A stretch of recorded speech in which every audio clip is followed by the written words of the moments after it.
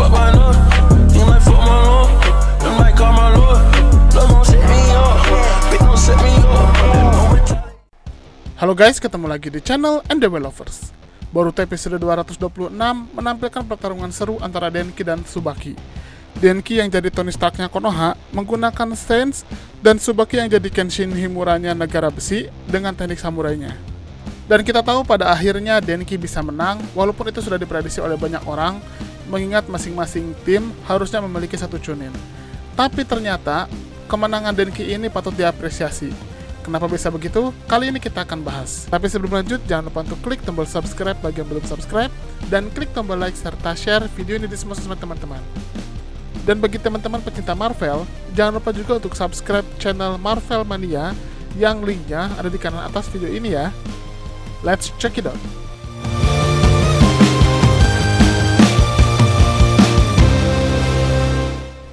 Kita lupakan dulu ya kebodohan yang dibuat-buat dari Boruto dan Mitsuki.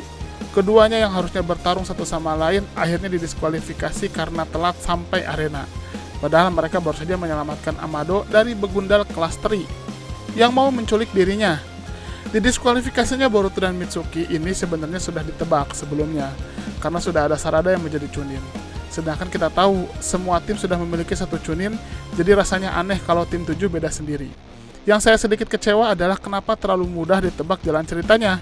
Memang sih kita tahu Naruto itu juga pernah melakukan hal yang bodoh dengan membuat blunder parah, di mana dia di ujian Chunin kedua saat final melawan Konohamaru, Naruto malah menggunakan Sage Mode, padahal sudah jelas di aturan Chunin saat itu Sage Mode tidak boleh digunakan. Akibatnya Naruto yang tinggal selangkah lagi menang akhirnya didiskualifikasi. Jadi ini seperti takdir yang turun-temurun dari ayah ke anak ya. Oke, sekarang mending kita fokus dulu ke pertarungan antara Tsubaki Kurogane melawan Denki Kaminarimon. Kita tahu dua karakter ini sangat jomplang. Denki yang bisa dibilang tidak berbakat dalam hal ninjutsu, mendapatkan kesempatan di ujian Chunin ini untuk memaksimalkan kemampuan dan pemahamannya terhadap senjata Sense Ninja. Di sisi lain, Tsubaki yang penuh dengan idealisme samurai dan kebanggaan dari negerinya ingin pulang ke kampung halamannya dengan status sebagai Chunin. Jelas kalau adu fisik biasa, Tsubaki akan menang telak tanpa perlu susah payah. Tapi berkat aturan baru, di mana senjata Sense Ninja diperbolehkan, Denki bisa memberikan perlawanan yang sepadan. Denki datang dengan armor khususnya, jadi kita panggil saja dengan Denki Stark ya, atau Iron Denki. Armor ini terlihat seperti sangat membebani karena berat, tapi ternyata Denki sudah mempertimbangkannya. Armor Denki ini seperti exoskeleton tambahan yang membantu pergerakan Denki. Alat ini punya dua fungsi. Yang pertama, alat ini melakukan assist atau bantuan gerakan pada otot Denki dengan bantuan motor khusus yang akan meningkatkan kecepatan Denki. Fungsi kedua, alat ini juga menstimulasi otot-otot Denki dengan mengalirkan listrik bertegangan tertentu yang bisa membantu Denki untuk meningkatkan refleks ototnya. Cara kedua ini mirip dengan dialirkannya listrik untuk orang yang sakit leher atau bahu, juga orang yang sedang menjalani terapi kelumpuhan, sehingga otot dan syaraf bisa kembali aktif. Sebenarnya, shinobi dari Kumogakure dikenal punya kemampuan yang sama, di mana mereka menstimulasi elemen petir ke dalam tubuhnya. Dan yang paling terkenal adalah Raikage ketiga dan keempat, yang bisa menstimulasi listrik ke dalam otot dan otak mereka, yang bisa membuat mereka berpikir dan bergerak sangat cepat. Terlihat dalam pertarungan ini, Tsubaki begitu aktif menyerang. Kecepatan pergerakan Tsubaki diakui bahkan oleh Shinki. Tapi berkat armornya, Denki bisa menghindari dengan mudah. Ternyata terungkap kalau Denki juga menggunakan kacamata khusus yang dilengkapi sensor gerak super canggih. Sensor ini berfungsi seperti layaknya mata Sharingan yang bisa memprediksi secara akurat pergerakan yang akan terjadi beberapa detik sebelumnya. Dipadukan dengan exoskeletonnya, jadilah Denki tanpa effort yang lebih bisa menghindari semua serangan Tsubaki. Denki juga ternyata terungkap terinspirasi dari Toroi, yang juga menggunakan stimulasi listrik pada ototnya untuk menambah kecepatannya. Denki yang ahli analisa juga mencari timing yang pas untuk mengubah mode bertarung dari bertahan ke menyerang.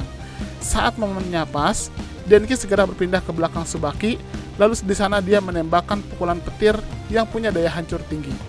Terbukti dari arena yang langsung hancur ketika terkena pukulan itu. Tsubaki bisa menghindarinya, tapi Denki masih lanjut menyerang Tsubaki dengan taijutsu yang diperkuat petir. Armor Denki memberikan tekanan tambahan dalam pukulannya, yang mulai dirasakan berat oleh Tsubaki. dan tangan buatan Denki juga bisa dilesatkan untuk menekan dan membanting Tsubaki. Tidak hanya itu, tangan armor Denki bisa menembakkan elemen api. Tapi di sini kita bisa melihat level seorang samurai bukanlah abal-abal. Tsubaki menggunakan teknik Mifune Kenjutsu Homura. Teknik ini adalah teknik yang diajarkan oleh Jenderal Mifune yang membuat pedang Tsubaki dialiri cakra dan bisa membelah api yang dilesatkan oleh Denki. Di sini kita bisa melihat kemampuan dari Tsubaki ini merupakan kemampuan level atas. Karena bahkan shinobi pengguna pedang pun belum tentu bisa membelah elemen. Ini menandakan level samurai memang sangat luar biasa kuat. Seperti yang sudah disampaikan sebelumnya, Denki menggunakan kacamata yang bisa memprediksi pergerakan beberapa detik dengan akurat. Dan ternyata hal ini pun disadari Tsubaki. Sesaat sebelum dia membuat gerakan penyerangan, Tsubaki langsung mengubah bentuk serangannya. Tentunya alat Denki tidak bisa memprediksi perubahan pergerakan itu, dan langsung terkena serangan dari Tsubaki. Pada percobaan kedua, Tsubaki mencoba lagi, di mana dia mendistraksi kacamata Denki, di mana dia melemparkan sarung pedangnya kepada Denki, dan langsung dia memberikan serangan kedua tanpa jeda. Dan kembali lagi, alat Denki tidak bisa memprediksinya.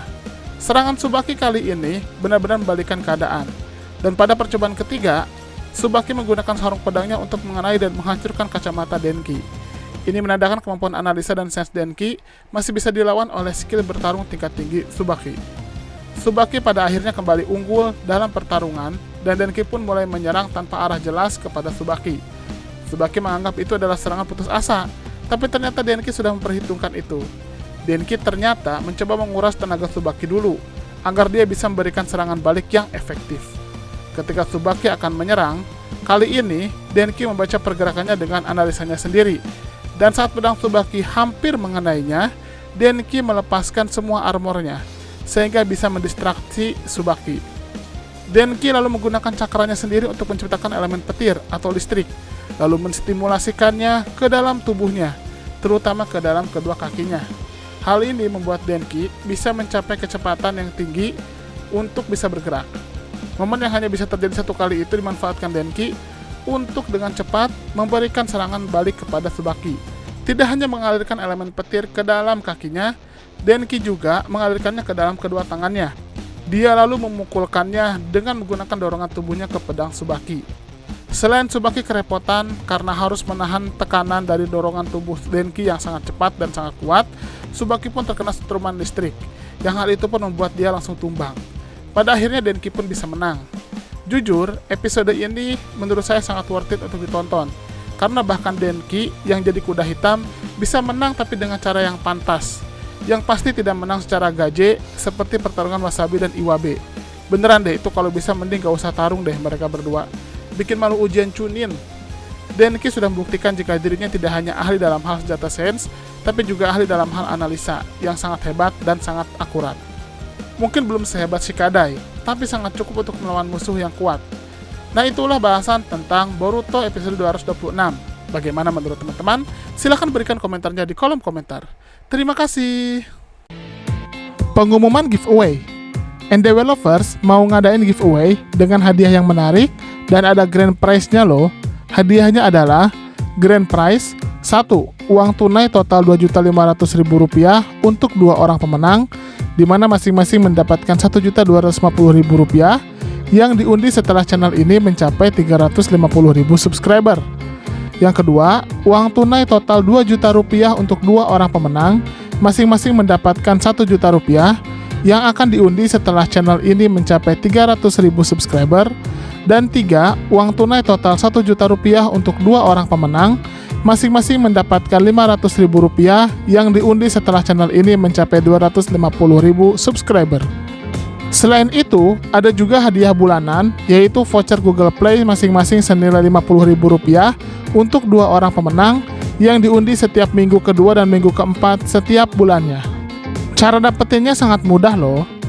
Yang pertama, subscribe dan share channel NDW Lovers ke semua sosmed dan kerabat teman-teman, minimal tag ke 5 temannya. Yang kedua, teman-teman komentar pakai hashtag giveaway NDW Lovers di video mana saja yang tayang.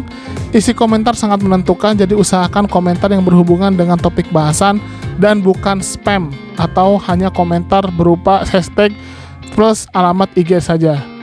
Yang ketiga, wajib sertakan nama akun Instagram teman-teman di setiap komentar untuk menghindari penipuan pemenang.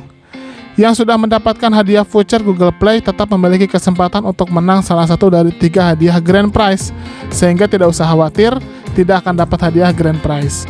Kecuali jika sudah mendapatkan salah satu hadiah Grand Prize, maka tidak berhak lagi mendapatkan hadiah lainnya. Pengumuman pemenang di kolom komunitas dan Instagram resmi NDW Lovers. Udah itu aja. Bebas mau komentarnya apa saja dan mau di video mana saja, tapi semakin sering berkomentar di setiap video yang tayang dengan hashtag dan juga dengan alamat IG disertakan, maka kesempatannya akan semakin besar.